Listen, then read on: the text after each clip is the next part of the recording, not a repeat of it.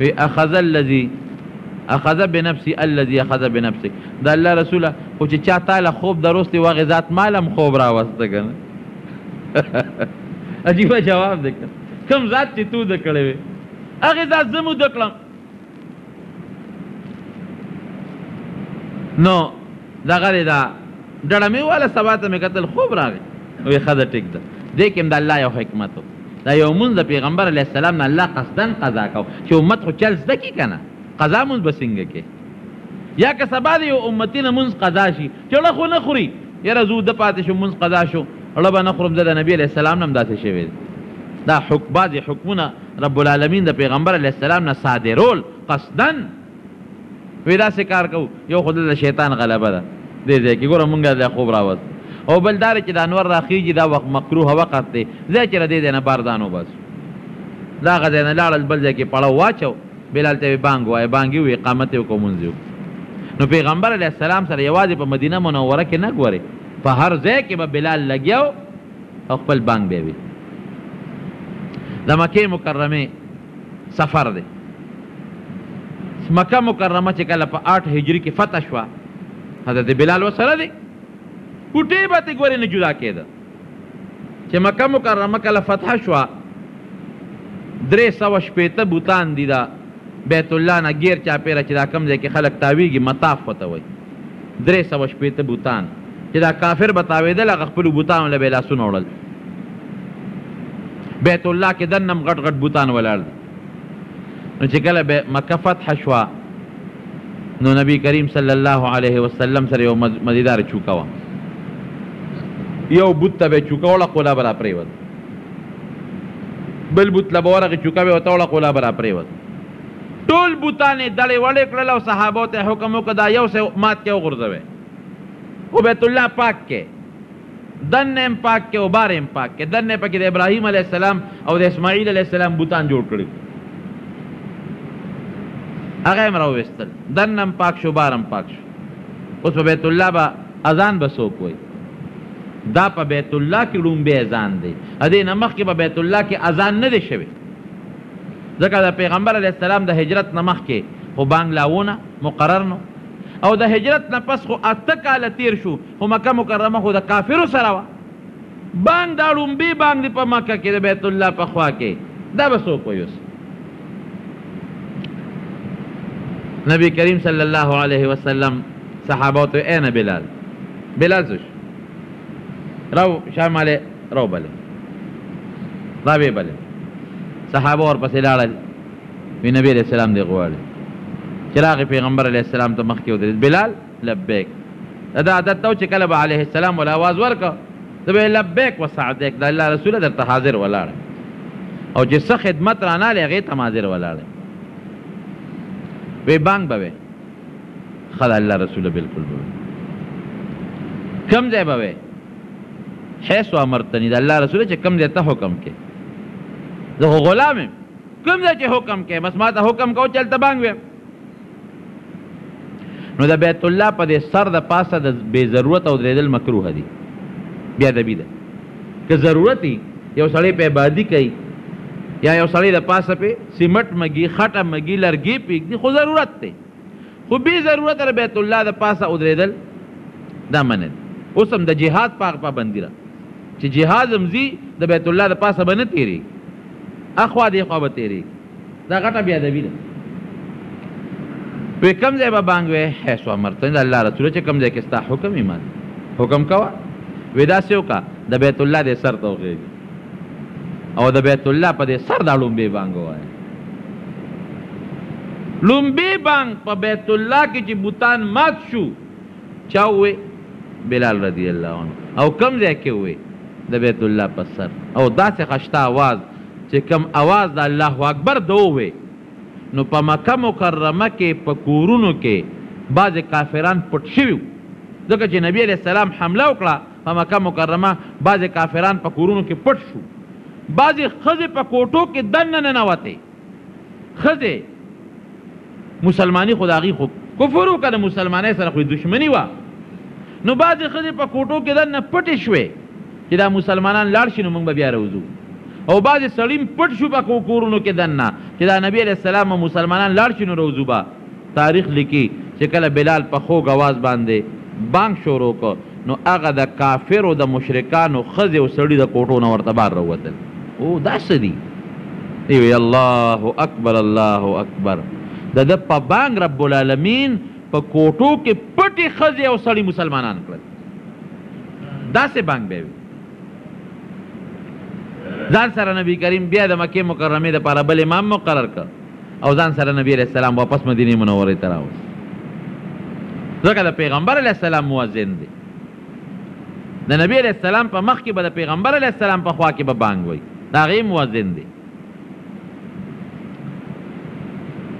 چې کله د دواړو جهان مبارک سردار وفات شو بس وی نه پس به بانګ نه وی هلکه بانګ به وی نه وی بس فیصله مې دا کړې د نبی علیه السلام په مخ کې مې بانګ ویو چې هغه وفات شو بس بانګ نه ویم نه ابوبکر صدیق رضی الله عنه درخواست ورکړ وی جهاد له مې ولیږه شام ته مجاهدین تللی دي ما له اجازت راکړه زه جهاد له ځم وی تا ته اجازت نشته ته به هم دلته رضی الله عنه یو وخت شام ته لاړ چې شام ته لاړ ټولو خلکو استقبال وکړه امیر المؤمنین دی حضرت بلال رضی الله عنه هم په هغه استقبال کې ولا راغی چې راغی نو عمر فاروق رضی الله عنه ډېر داسې په عجیبه نظر ورته وکتل بلال ډېر بد دی راسره وکړه ولې امیر المؤمنین وی ګوره تا زموږ خوا پرېښوده وی جهاد له راغلی یم نو چې شام ته داخل شو وی بلاله بانګ ووایه یو بانګ خو مونږ ته ووایه وی ما خو پابندي لګولې ده بانګونه مې پرېښي دي ولې وی بس د نبي علیه السلام د وفات نه پس ما خو بانګ هغه ته وی بانګ نه ویم وی نه خامخا به بانګ وی مجبور یې که نو بانګ ته ودرو عمر فاروق تاریخ لیکي چې حضرت بلال بانګ شروع کو وی د عمر فاروق دومره وجړل دومره چې د هغه کمیس او ګیره د اوښکو نه ډکه شوه او چې څومره صحابو ټولو جړل وی بلال مونږ ته د پیغمبر علیه السلام د جون وخت را یاد کړ هغه منظر دی را یاد نو چې کله عمر فاروق رضی الله عنه ته نو مونږ سره لاړ شوی نه ځم بلکل نه ځم مدینې منورې ته نه ځم چې لاړ شم ما ته د پیغمبر علیه السلام د جون نقشه را یادېږي نه ځم نو د شپې د دواړو جهانو سردار مبارک په خوب کې ولي وی بلاله دومره بې وفی دومره بې وفایي څوک کوي ولې د الله رسوله وی چې زه نه یم نو زما کلی خو شته که نه زما جومات خو شته که نه زما وطن خو شته زما کلی دی ولې پرېښی دی نو چې راویښ شو نو فورا یې څاروی تیار کړ هلی وی ما د خپل محبوب خپل دوست خپل یار رانه ګیله وکړه شا به زه مدینې منورې ته ځم نو راغی واپس مدینې منورې ته نو چې مدینې منورې ته راورسېده نو خلق پې خوشحاله شو او درخواستونه شروع کړل صاحب بانګ ووایه بانګ له نیم راغلی بیا وله نور خلق راغلل بانګ به وی بانګ له نیم راغلی ولې وی زه چې دلته ودرېږم او بانګ ویم نو قسم دی چې ما ته هغه د پیغمبر علیه السلام د زمانې دور را یادېږي خو چې زه به کله ما به بانګ وی نو په یو سترګه به مې قبلې ته کتل او په بله سترګه به مې د حضور پاک هغه مبارک خشته مخ ته کتل نو ما ته وښایه که نه هغه مبارکه چهره شته چې زه ورته وګورم په یو سترګه به مې قبلې ته کتل او په بله سترګه به مې د حضور پاک هغه ښکلي مخ ته کتل او چې دی به جوش کې راغی جوش کې نو نبی علیه السلام به ورله آواز ورکړه بخ بخ یا بلال واه واه لکه یو سړی نعت وایي که نه خوشته ښکلی نعت وایي نو خلک ورته وایي واه واه عرب وایي بخ بخ واه واه یا بلال نو وی ما ته به هغه واه واه څوک کوي د حضور پاک مبارکه خشته نوراني چهره او چې هغه به راته واه واه کول هغه الفاظ نشم ویلی ما نه ویم جرګې شروع شوې بلکل نه ویم حضرت حسن او حسین وله راوستل سار وختي دی پېشمنې دی ماسخوتن یې بانګ ونه وي ماښام یې ونه وي مازدیګر یې ونه وي دا دواړه وله راغلل بلاله د خدای دپاره د پیغمبر علیه السلام دا نوسین درله په جرګه راوستې دي مهرباني وکړه دا بانګ ووایه وی ښځه ډېره ښه ده. نو سحر وختي پېشمني بانګ ته ودرېد. نو چې بانګ یې کله شروع کړه الله اکبر، په الله یقین وکړئ چې زنانه په کوټو ختې او ماشومان د خوبه پاڅېدل او جومات ته رالل او ټولو منډې کړې. هغه یې د نبي علیه السلام زمانه بیا راجمدی شوه، هغه د بلال بیا بانګ وی. هغه منظر چې کله نبی علیه السلام محراب کې ناست او ده بانګ وی، هغه ټول منظر را مخکې شو. ماشومان رالل، زنانه اوچتې شوې، په دیوالونو ختې، خلک ټوله مدینه کې خوب نه پاڅېدل او یو لویه غوغا جوړه شوه. او بیا بانګ کې وی اشهد ان لا اله الا الله، او چې بیا وی اشهد ان محمد رسول الله، د نبی علیه السلام نوم ته ورغې. وروستو بانګ یې ونه ویلی شو، د هغه بانګ د چبوترې نه را پرېوت، بېهوشه شو، را پرېوت د نبی علیه السلام د نوم سره، بېهوشه پرېوت. نیم بانګ یې وي، نیم یې ونه ویلی شو. هغې وله لاسونه او خپې مګل چې هوش کې راغی. زه راته وایم چې ما وجنی نشم ویلی. بیا لاړ دمشق ته واپس د مدینې منورې نه. وي مدینه منوره کې نشم ټینګېدی، زه چې دلته اوسېږم نو ما ته د خپل حبیب د خپل محبوب هغه مبارکه نوراني چهره را یادېږي او ضمیر مې نه مني چې دلته کې ناست یم او د حضور پاک په محراب کې او زه د بانګ ونه ویم او ویلی نشم.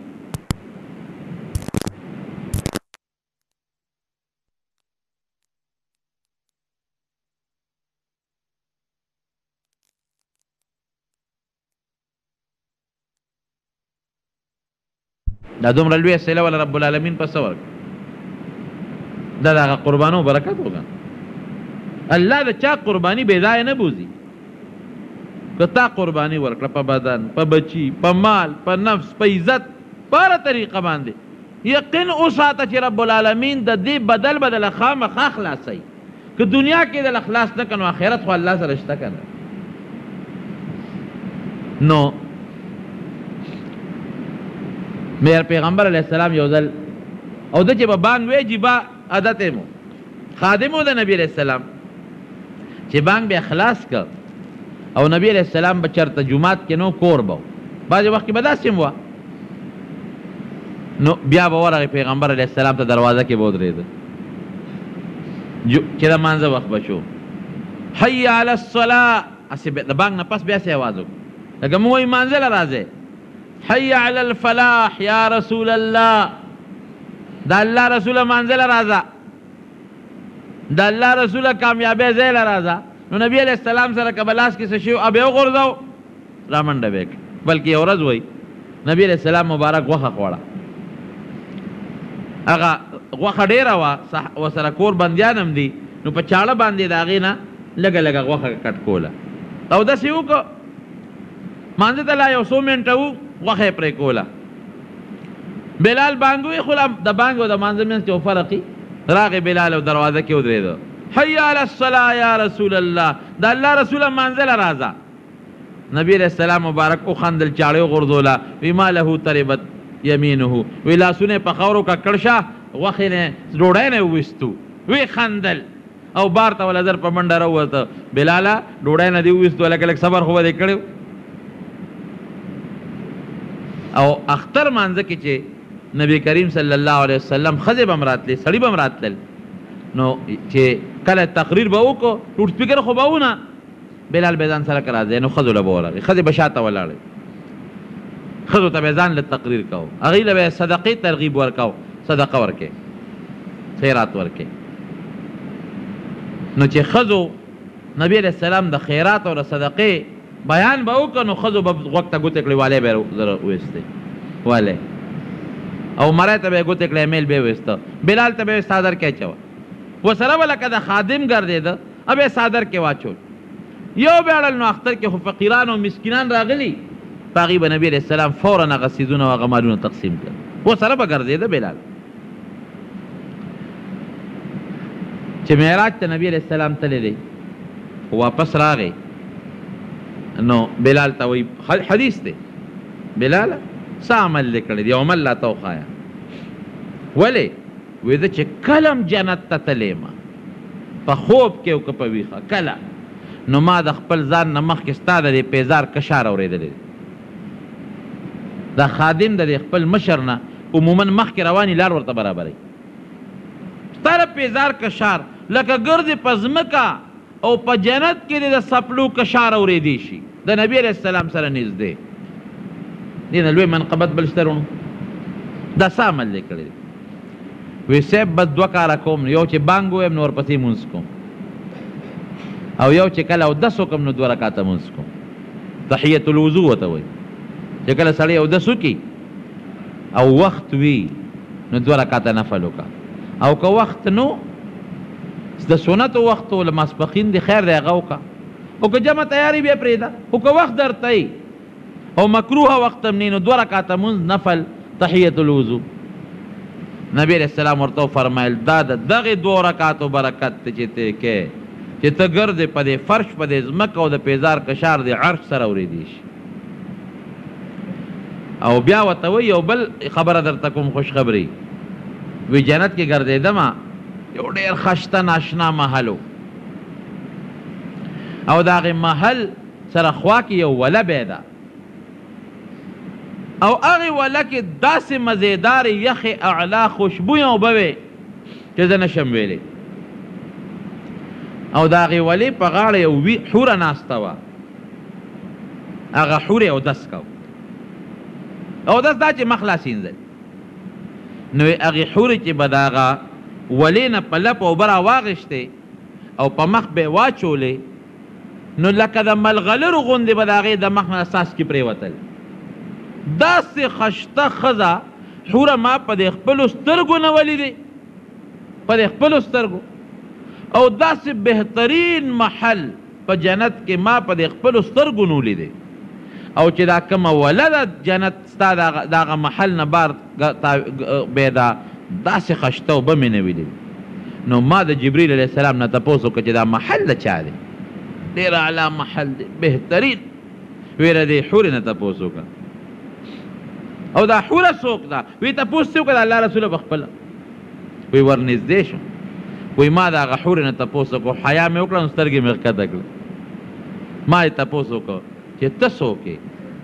او دا بهترین محل دا د چا دی وی دا ستا یو امتي دی مؤذن بلال دا د هغه محل دی او زه د هغه د جنت ملګری یم د هغه په انتظار دلته کې زه ناست یم نو نبی علیه السلام مبارک به ورته خندل بلال وی ستا د جنت ملګري ما لیدي ده ده به وخندل لکه یو سړی چاته وي ستا کور والا ما لیدي دي یا ستا ښځه ما لیدې ده خوشطبي به کوله وی بلاله ستا د جنت ملګري ما لیدلې ده خدای پاک در ډېره خشته او مزېداره ملګرې درکړې ده او تر دې حده پورې چې دی خو د رنګ نه تور و مدینه منوره کې د یو صحابي کور کې تپوس وکړو چا ورته وایي څوک به ښځه درکړي او که به در نه کړي لکه د رنګ نه تور و مو مرئیې و ذات شوی و نو د یو صحابي په کور کې تپوس وکړو نو هغې وی بلال زمونږ لور غواړي وی یو وی په خپله دې تپوس وکړي بلال ته چا وی هغه خو یې په خپله دې تپوس وکړي ډېره ښه ده چې ورغی وی صاحب ته زمونږ لور غواړي وی وی قربان ستا نه زمونږ لور در نه قربان دا چا نه وی چې دی د رنګ نه تور دی دا چا نه وی چې دی خو غلام و امرأیو آزاد شوی دی نه خو چې د چا ډېرې ښځې کړي دي اولاد یې ته نه دی شوی اولاد یې نو خو چې په چا به هم کوم کورم ګوته یې ښودې ده نو چا ورته انکار نه دی کړی وی دی خو سردار دی زمونږ غلام نه دا بلال زمونږ سردار دی یو ځل د نبي علیه السلام دپاره د یو کافر یهودي نه قرض اخیستی ځکه میلمانه به راتلل نو یا به څه یا به نو نبی علیه السلام مبارک ورته ویې لاړ شه چا نه قرض وغواړه دې لاړ د یو یهودي نه قرض وغوښت چې قرض یې وغوښت هغې کې یو څو ورځې پاتې دي دې بانک ته ولاړ دی هغه یهودي راغی او حبشي یهودي ورته وایي څو ورځې پس ګورې زما نیټه پوره کېدو والا ده او خپلې پیسې مال راوړه او که دې راونړې نو بیا به د نه هغسې مرئیې جوړوم لکه چې مخکې وې ګورې راغی نبی علیه السلام ته کېناست الله رسوله د هغه یهودي نیټه خو پوره کېږي 2-3 ورځې پکې پاتې دي وی د بلال الله به څه پیدا کړي دی پټ شو اوس به هغه یهودي راځي او غریب سړی یم وینا به راته کوي هسې نه جګړه را سره ونه کړي نقصان را نه کړي پټ شو یعنې هم په هغه ورځ باندې چې کومه د هغه نیټه وه پیغمبر علیه السلام له چا څه مال راولېږه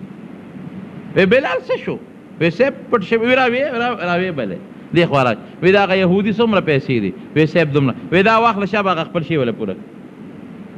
لاړه و هغه د یهودي چې څومره قرض و هغې ورته پوره نو دا ډېر لوی منقبت دی ډېر لوی عزت دی چې د پیغمبر علیه السلام خادم په سفر کې ملګری په مدینه منوره کې ملګری په مکه مکرمه کې ملګری په بیت الله د پاسه بانګ ویل چا دې تپوس وکړو وی ستا زړه کې دا تېرېدل چې د بیت الله د پاسه به ته بانګ وی نه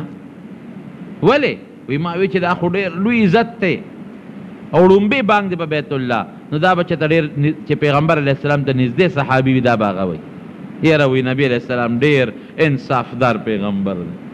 ډېر د انصاف نه کار اخلي بس بانګ یې دته سپارلی و او چې هر ځای به موقع راغله نو بلال راشه بانګ وایه او اواز یې ښایسته اواز و داسې مزېدار اواز چې سړي له به یې جړا ور وستله خبره مې دې پورې کوله رونو چې قرآن حکیم کې رب العالمین فرمایي چې یو سړی دې دا نه وایي دا د عبرت خبره ده چېره ما خو ایمان راوړو او زه مسلمان شوم او په ما به څه قرباني او تکلیف رانی شي او مفتو کې به جنت ته ځم نه خامخا را تکلیفونه به راځي که دې دنیا کې په چېته په مسلمان تکلیف وي چا ته ضرر وي د چا بچي ته د چا پلار ته د چا ښځې ته د چا رور ته مال کې بدن کې دغه نقشه یې ځان ته را مخکې کړي چې د حضرت بلال نه زه خدای ته زیات نږدې نه یم د هغه نه زیات نیازبین نه یم د هغه نه زیات کلک مسلمان نه یم د هغه نه زیات پیغمبر علیه السلام ته نږدې نه یم هغه باید څومره تکلیفونه تېر شوي ما باندې هم تېرېږي او بیا هغه له رب العالمین د هغه خپلو تکلیفونو اجر په دنیا کې م ورکړه او په آخرت کې م ورکړه ان مع العسر یسرا سختی د باندې راشي الله به اسانتیا درکوي تکلیف بدل بدل خدای پاک په دنیا کې هم خلاصوي او په آخرت کې به رب العالمین بدل خلاصوي باقي بانګ یو ډېر بهتر عمل یو حدیث پاک کې راځي چې څوک اووه کاله بانګونه وایي اووه کاله که پرله پسې به او که پرله پسې نه خو د اووه کالو بانګونه پوره کړي رب العالمین به جنت ته بوتلی یو بل حدیث پاک کې راځي چې څوک بانګ وایي د دې بانګ د اواز چې کوم کاڼې بوټې اوري د قیامت په ورځ به دا کاڼې او بوټي د الله په دربار کې ګوی کوي چې د بانګ ویلی دی الله ستا نوم یې اخیستی څومره خلک چې د دې بانګ والا په اواز راشي جومات ته د هغوی چې څومره ثواب کېږي د هغوی به نه کمیږي بانګي له به رب العالمین هغومره اجر ورکړي نو که یو سړی اوس وایي چې هر یو به وایي زه بانګ ویم ولې ثواب یې ډېر دی نو نبي علیه السلام مبارک مونږ ته چل ښولی دی وایي چې یو کس بانګ وایي چې کوم ښکلی اواز وي اوچت اواز ا دې بانګ وایي او چې دا نور څوک یې اوري هغوی دې ورسره جواب کوي چې څنګه دې بانګ وایي هغسې هغوی د الله اکبر ورسره وایي صرف حي علی الصلاة و حي علی الفلاح کې دی لا حول ولا قوة الا بالله وایي قد قامت الصلاة کې دی وایي اقامها الله و ادامها اقامها الله و ادامها دا منځ خدای همیشه قایم ولري الصلاة خیر من النوم کې دی وایي صدقت و بررت و بالحق نطقت که پښتو کې دی وایي رښتیا دی وایي د نیکۍ خبره دی وکړه او رښتونې خبره دی وکړه نو چې دا بانګ والا کم الفاظ وي او چا چې واورېد هغه کم الفاظ وي د بانګ والا چې څومره اجر او ثواب کېږي دومره ثواب به د دې بل سړي موشي پوره د نیکۍ نه د الله منې کوي نه پوره ثوابونه اجرونه در کوي خو که موږ د پیغمبر علیه السلام په سنتو باندې عمل وکړو رب العالمین دې موږ له د نبي علیه السلام په سنت او د هغه په طریقه عمل نصیب نو بانګ سنت دی او ویلې پکار دی که داسې یو ځای وي چې هغې کې جومات کې بانګ وویلی شي او خوا کې یو ځای کې خپل خلک خپله جمع کوي نو ضرورت نشته چې هغلته د بانګ وویلی شي یا په سفر کې څوک روان وي او ملګري حاضري نو که یو سړی هلته کې بانګ وایي دې دپاره چې یاره کیدي چې خوشا نور خلک وي هغوی زمونږ بانګ وورې راشي نو دغې وخت کې بیا بانګ ویل مستحب دي او هغه سړی د بانګ وي چې اواز یې اوچتي اواز یې خشته ښکلې مزېدارې هغه د بانګ وایي نو دا د بلال رضی الله عنه نبی علیه السلام ته چې کوم څه ښولي د هغې مطابق رب العالمین دې دعا وکړي موږ د هر قسمه تکلیفونو مصیبتونو نه په امن کې وساتي. څومره تکالیف چې نن په مسلمان دي الله ته دا مسلمان د هغې تکالیفونه په خیر خلاص کړي. الله چې څومره کافران دي ته ورته اسلام نصیب کړي او که اسلام هدایت په قسمت کې نه الله ته په خپل قهر تباه او برباد کړي. دعا کې مریضانو ته یا الله ته ولا شفا ورکړي. الله که څوک قرضداران تنګ دست دی د حلال رزق یې نصیب کړي. یا الله چې د چا په کورونو کې څه بیمارۍ تکلیفونه دي هغه له په خیر بدله کړي. الله که د چا رواني دشمنۍ طرفګنۍ دي دې ولا په اتفاق او په اتحاد باندې بدله کړي. یا الله موږ د دواړو جهانو د غمونو نه وساتې، الله د پریشانونو نه وساتې، الله د مصیبتونو نه وساتې. څومره مشران هم وفات دي وبخې، چې څومره جمدي دي الله د اسلام د هدایت زندګي نصیبه کړي. پروردګاره چا په زړه کې څه حاجت شریعت سره موافق دی الله ته یې پوره کړي. پروردګاره موږ ټول د بیت الله حج له بوتلې په زړونو او په ژبو خپل ذکر او د خپل حبیب درود جاری کړي او د ګناه او د هغې د اسبابونو هم الله په امن کې وساتي. د فتنو نه هم الله محفوظ کړي، د عذابونو د قهرونو نه هم الله محفوظ کړي، د دواړو جهانو خیر هم نصیب کړي. وصلی الله تعالی علی خیر خلقه محمد و آله و اصحابه. ګرانو مینوالو، نور بیانونه اورېدو دپاره زمونږ چینل لایک کړئ، سبسکرایب کړئ. تاسو ته به نور بیانونه هم میلاویږي.